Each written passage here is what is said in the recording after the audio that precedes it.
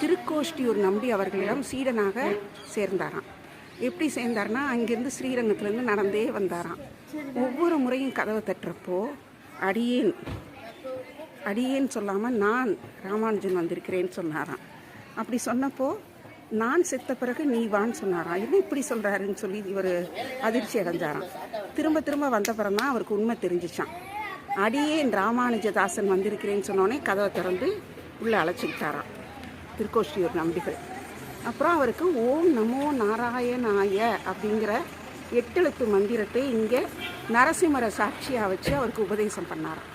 பண்ணிட்டு என்ன சொன்னாராம், இந்த மந்திரத்தை நீ யாருக்குமே சொல்லக்கூடாது, சொன்னால் நீ நரகத்துக்கு போயிடுவ அப்படின்னு சொன்னார்.